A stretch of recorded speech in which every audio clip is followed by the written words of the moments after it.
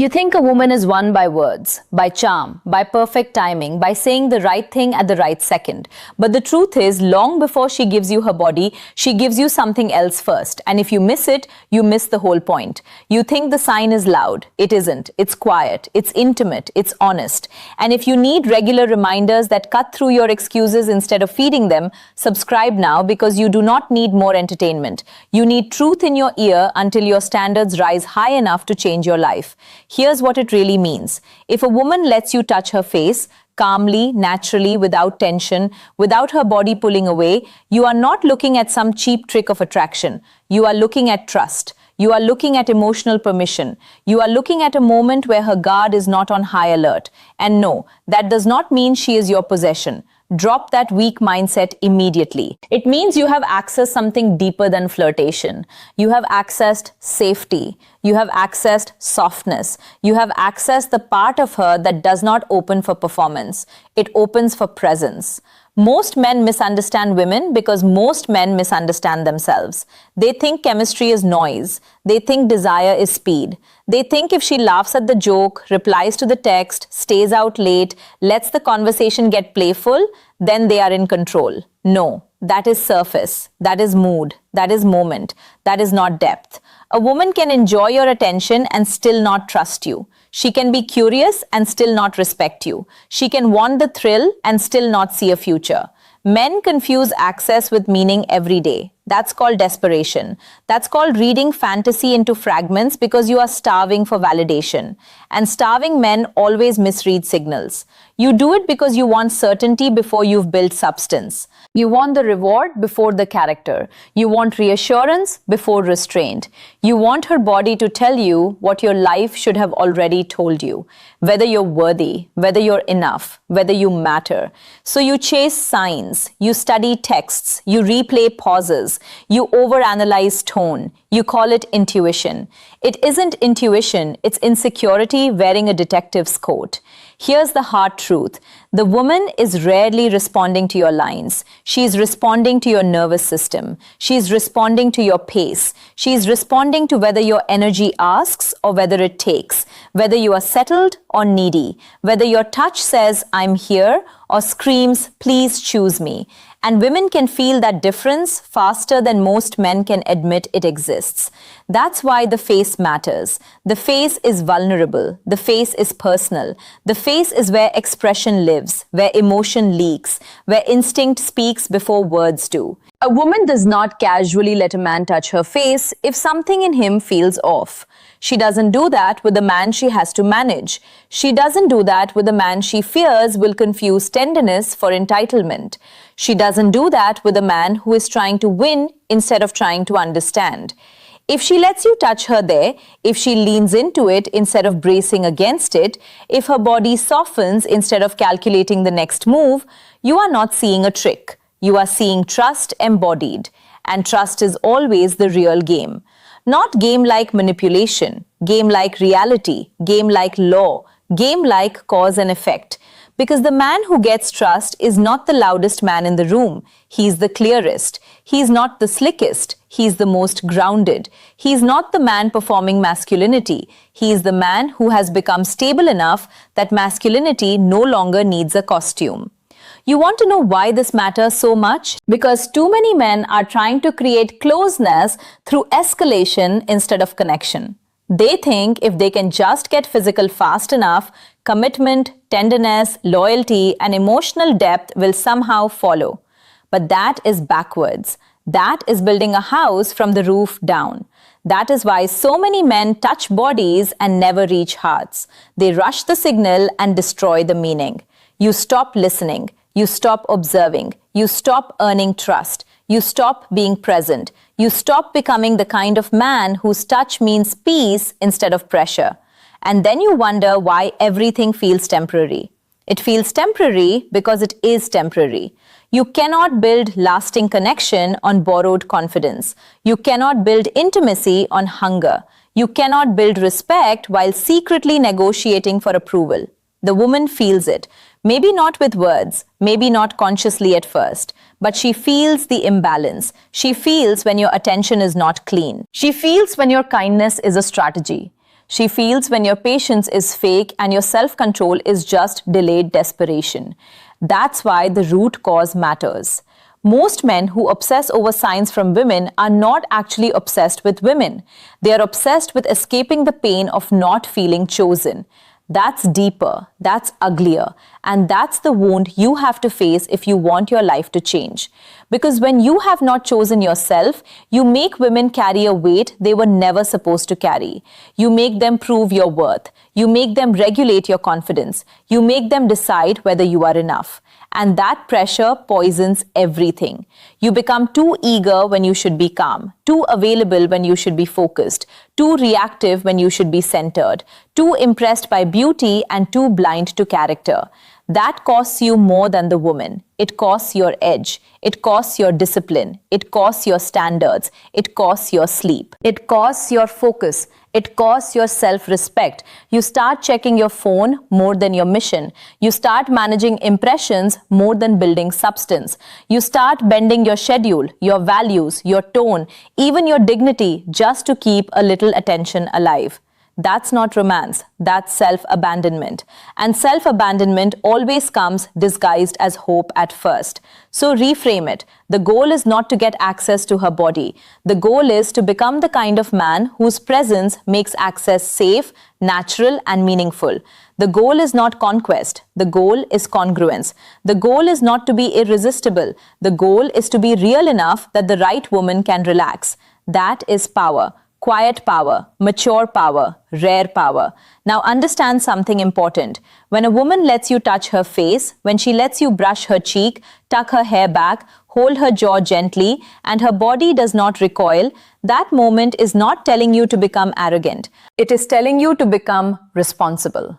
Because access without reverence becomes abuse. Access without discipline becomes carelessness. Access without character becomes damage. So if you are looking for permission to puff your chest out and say, "She's mine," you're already too immature for the thing you want. But if you can understand the deeper truth, that she is showing you trust, and trust is sacred, then you are finally thinking like a man instead of a boy. And that brings us to the archetype. The man she remembers is not usually the man who talked the most. It's the man who was unshaken. The man who didn't need to force the moment. The man whose eyes were clear. The man whose life had direction. The man whose attention felt expensive because it was not thrown at everyone. He had boundaries. He had purpose. He had a pace. He did not rush intimacy because he was not afraid of silence. He did not fill every gap with words because he was not trying to sell himself. He did not worship her beauty because he had already committed to something bigger than beauty. He appreciated it, yes, but he did not kneel before it. That man is grounded. He can want without begging. He can lead without controlling. He can care without collapsing. He can touch without taking. That's the man. He knows that real strength is calm. Real confidence is restraint. Real masculinity is not domination. It is disciplined direction. It is emotional steadiness. It is the ability to hold desire in one hand and self-respect in the other and drop neither. When he's with a woman, he pays attention, not paranoid attention, present attention. He notices whether she relaxes around him. He notices whether conversation feels earned or extracted. He notices whether her laughter is free or polite. He notices whether her body says yes at the same speed as her words. And if it doesn't, he slows down immediately. No ego, no drama, no wounded performance. Because a grounded man would rather lose a moment than violate trust. That is why he becomes unforgettable. Not because he overwhelms her, because he doesn't. Now listen carefully, because this is where your life changes if you let it. Stop chasing clues like a man who has no center. Stop trying to decode every woman while your own habits are still disordered. Stop asking, how do I make her want me? Ask a better question. What in me makes a woman feel safe, seen, and steady? Ask an even better one. What in me still needs female approval to feel like a man? That question will cut you. Good, let it. You do not grow by protecting the lie. Do this instead. Slow your pace, lower your neediness, speak less, mean more. Hold eye contact without trying to dominate it. Listen for what she says and what she avoids. Stop performing confidence and build real confidence through action. Train your body, clean your space, Fix your posture, keep your word, build your work. Strengthen your finances, guard your attention, become harder to distract and easier to trust. Then in the moment, do not rush to touch. Let her comfort lead the rhythm. If she leans in, stay calm. If she softens, stay respectful. If the moment opens, don't spike it with greed. Don't turn one sign into 10 assumptions. Don't make tenderness carry the weight of your fantasy. Stay present, stay precise, stay honest. And if the connection is real, let it breathe. What is real does not need to be strangled to survive. Also, stop treating every woman as a test of your manhood. That mindset will ruin you. One woman's interest does not crown you. One woman's rejection does not condemn you. Your identity cannot be hanging from someone else's mood. That's emotional slavery. Break it. A man with self-respect does not crumble because one door closes. He adjusts, he learns, he keeps moving. He does not beg to be chosen. He becomes choosable by becoming solid. Presence versus pressure. Which one are you bringing? Reality versus fantasy. Which one are you living? Discipline versus impulse. Which one is leading your life? Because if impulse is leading, you will keep mistaking access for alignment. You will keep reading heat as depth. You will keep touching skin while staying miles away from trust. And then you will blame women for the confusion you created. No more of that. Your job is not to force outcomes. Your job is to become a man whose character makes clarity inevitable. A man who does not need to manipulate because he is not afraid of the truth. A man who would rather know where he stands than live off mixed signals. A man who respects himself enough to walk away from what is vague, performative, or one-sided. A man who can desire deeply without losing his frame. That man does not chase validation. He builds value. He does not demand softness. He creates safety. He does not obsess over signs. He watches for consistency. He does not cling to potential. He responds to reality. That's called self-respect. And self-respect changes everything. It changes your voice. It changes your timing. It changes what you tolerate. It changes the women you attract and the women you ignore. It changes how you move through rooms, through conversations, through loneliness, through temptation. It changes how you touch and why you touch. Because now your touch is not asking to be approved. It is expressing what is already steady inside you. So yes, if a woman lets you touch that part of her body, her face, her most unguarded expression of vulnerability, you are being shown something significant. Not ownership, not victory, not a trophy. Trust, ease, permission, softness. And if you are wise, you will handle that moment with gratitude, not ego. With calm, not hunger. With leadership, not entitlement. Because the deeper message is not about her at all, it's about you. It's about whether you are the kind of man who can receive trust without abusing it. Whether you can feel desire without becoming reckless. Whether you can be chosen without becoming arrogant. Whether you can be denied without becoming bitter. Whether you can stand in your own life so fully that love becomes a compliment, not a crutch. That is the standard. So raise it. Raise the way you think. Raise the way you move. Raise the way you speak to yourself when no one is watching. Raise the kind of energy you bring into a woman's life. Raise the line between attraction and entitlement until you can see it clearly and never cross it again.